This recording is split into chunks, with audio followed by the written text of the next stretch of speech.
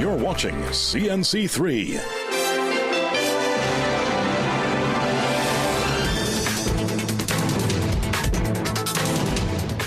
Good afternoon and welcome to the Midday News here on CNC3, and a special welcome to all our listeners on the TBC Radio Network. I'm Ryan Beju. Top of the news this afternoon. 2 people are dead following an attempted robbery at La Pastora Road in Santa Cruz this morning. CNC3 News understands around 5:45 a.m., a 66-year-old parked his vehicle by the spring on Upper Mountain View Drive to wash his car. While there, a grey Nissan Note pulled up and 2 men emerged announcing a hold-up. The victim, who was an FUL holder, threw the keys at the suspects, and as they picked it up, he began discharging several rounds in their direction. The driver of the vehicle, a woman, was hit several times and attempted to drive off but crashed into an embankment not far away. Another suspect who was hit died at hospital, while the 3rd suspect remains on the run. This is a developing story, and we'll provide much more details as it comes to hand. Meanwhile, a Glencoe businessman has been arrested after police found approximately $21 million worth of cocaine and Colombian cannabis in his possession during an operation in the area yesterday. He has been identified as 39-year-old Colin Joseph, and according to reports, officers proceeded to a business place located in the Glencoe district owned by Joseph. A search resulted in the discovery of quantities of cannabis and cocaine in a locked room. Further searches were then carried out at the Diego Martin home of the suspect, where more cannabis and cocaine were discovered. Among the finds were 5 packets of pure cocaine with an estimated street value of approximately $8 million and a total of 157 packets of Colombian creepy cannabis with an estimated street value of $13 million. Joseph was taken to the San Rafael police station as inquiries continue. Police are still searching for a motive in the killing of one man and the injuring of a 33-year-old woman following a shooting in Karapichaima last evening. The deceased has been identified as 40-year-old Prakash Bisesa of Penal. According to reports, shortly before 10 p.m., they were trying to locate a person via a live location on WhatsApp to provide spiritual assistance. Bisesa was driving a white Nissan Note while the woman was in the front passenger seat when several gunshots were heard. They both were injured. The car swerved off the road into a bushy area. Police found Bisesa's body in the driver's seat with a wound to the back of the neck. The woman was bleeding from a wound to her abdomen and taken to the hospital. The front and rear side windows of the vehicle were also smashed. Acting Inspector Francis, Sergeant Harriet and Sergeant Blackman were among a party of officers from the Central Division and Homicide Bureau Region 3 who visited the scene. General Secretary of the National Trade Union Center of Trinidad and Tobago, Michael Anisette, describes Gregory Aboud's recent statement on the inefficiencies of the ports as a stab in the back to port workers. Earlier this week, the president of the Downtown Owners and Merchants Association said the Port of Spain is the slowest in the Caribbean. In a press release, Anisette said DOMA and others who share their view should present credible, data-driven evidence to support their claims and also bring forward a comparative analysis with similar ports in the region and internationally. Without such evidence, Aboud's statements, he said, are disingenuous, subjective and counterproductive. Anisette added that for years, workers at the ports have labored under poor and aging infrastructure, a lack of investment in modern equipment, customs and interagency coordination issues, a chronic shortage of functional machinery, and constant pressure to do more with less. He said the efficiency of a port is not simply measured by container movement, but by how a nation values the people who keep trade flowing in any serious discussion. He added, He said in any serious discussion must address both structural reform and worker welfare, something the unions and port workers stand ready to pursue. President of the National Parent-Teacher Association, Walter Stewart, says he has requested a meeting with Police Commissioner Alistair Guevara as they prepare to assign police officers to school in the new academic year. Yesterday, the Education Ministry held a meeting with both Guevara and Homeland Security Minister Roger Alexander to discuss ways to reduce school violence. Stewart said while the NPTA endorses the deployment of police officers to specific schools and is fully committed to seeing a reduction in school violence, he'd like to learn more about the list of schools classified as high risk and the criteria applied for such classification, the specific scope and duties of the officers and the alignment with MTS officers, deans and safety officers, and how could this initiative align with the school's discipline matrix. In less than 1 hour's time, over 100,000 students from across the region will be able to view their CSEC results online. Clinical and community psychologist Dr. Diane Douglas says she empathizes with this particular group of students who started secondary school during the height of the COVID-19 pandemic and now face a world with artificial intelligence and travel bans, especially if the student, Dr. Douglas said, has ambitions of studying abroad or learned that the subjects they have pursued become obsolete. Speaking on CNC3's The Morning Brew program, Dr. Douglas reminded parents and teachers that times have changed. This morning, Jason, you find that I have a lot of empathy for our fifth form students and our sixth form students as they receive their results today. It's a very different world, Jason. Dr. Douglas wished students all the best today and reminded them that no matter the results, do not despair. The CSEC results for the May-June 2025 examinations will be released online at 1 p.m. via the CXC student portal.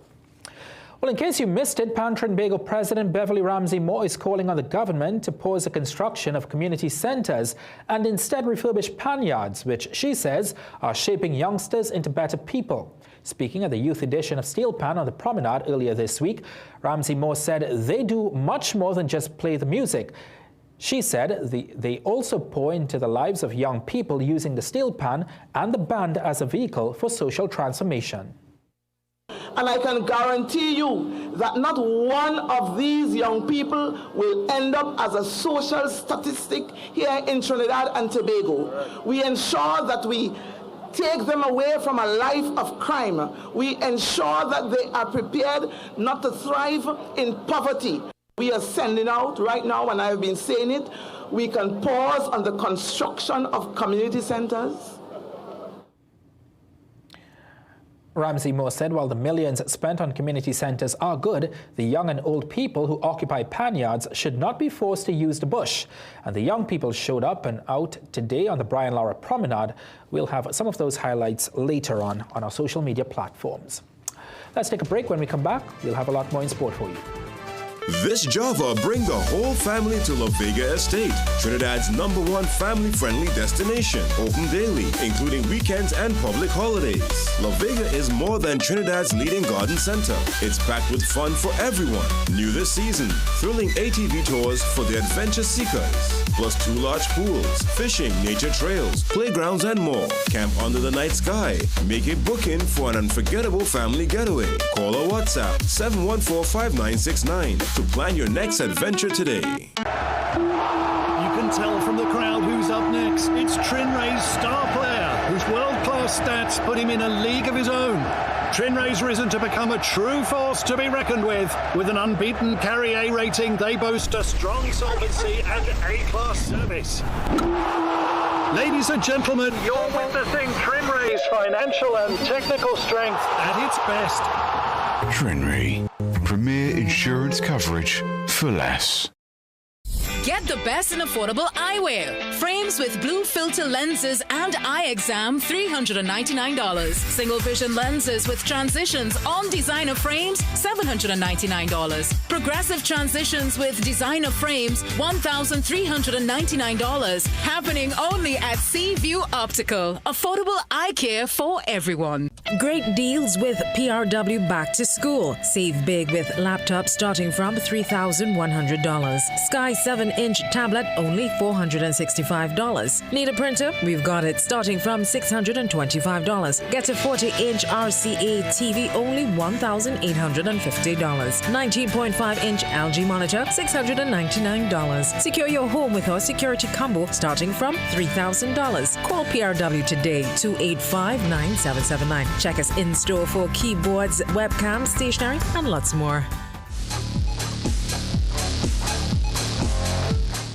Welcome back in sport. The St. Kitts and Nevis Patriots kicked off the 2025 edition of the CPL with a resounding 6-wicket victory over Antigua and Barbuda Falcons at Warner Park in St. Kitts last evening. The Falcons were sent into bat first and were bowled out for 121 runs in 17.1 overs. American Karima Gore was the Falcons' best batsman with 61. Afghan Waka Salamikel was the pick of the bowlers with 4 for 21. In reply, the Patriots got to 125 for 4 in 15 overs. Alec Athanaze scored 37 not out and Evan Lewis scored 25. Raheem Cornwall was the Falcons' best bowler with 2 for 19. The Patriots won by 6 wickets.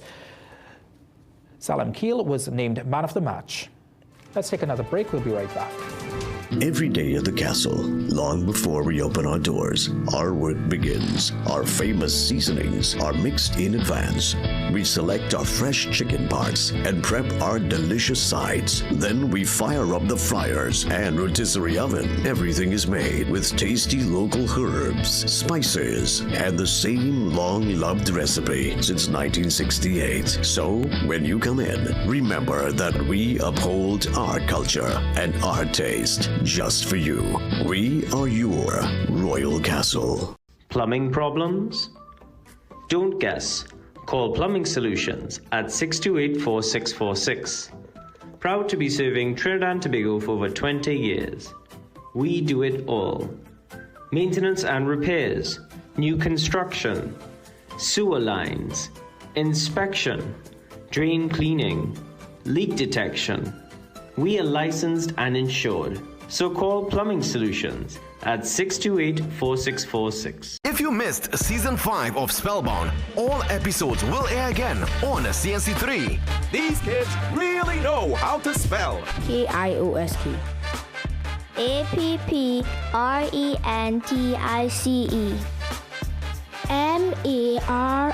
MARRIAGE. Spellbound. This spells magic. Featuring your boy, Kes the Illusionist. Spellbound. This spells trouble. On CNC3. Tune in on Tuesdays and Thursdays at 1:10 p.m. Some of us like to test limits, but there won't always be second chances. Obey the speed limits. Maybe you don't value your life, but others value theirs.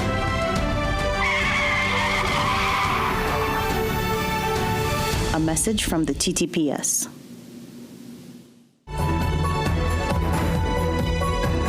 U.S. President Donald Trump and Russian President Vladimir Putin will meet today in Anchorage, Alaska, where Trump is hoping to get a deal from the Russian leader on ending the war in Ukraine. If this summit goes well, Trump suggested it will lead to a second meeting that will include Ukrainian President Volodymyr Zelensky. Here's more from CNN.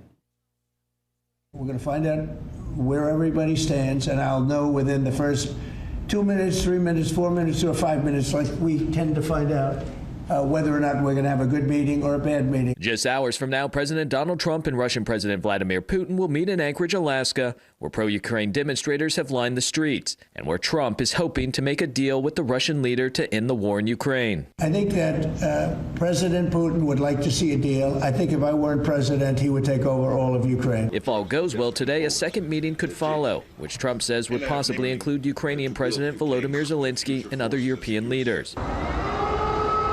It's been nearly 3.5 years since Russia launched a full-scale invasion into Ukraine.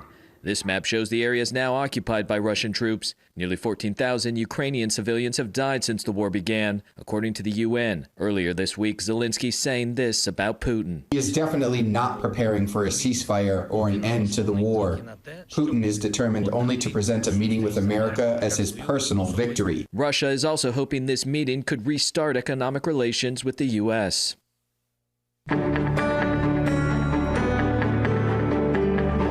Let's check in with Jean-Marc for the weather.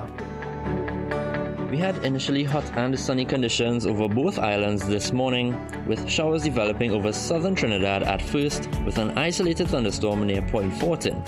Some of these showers have already spread to central and northern areas of Trinidad.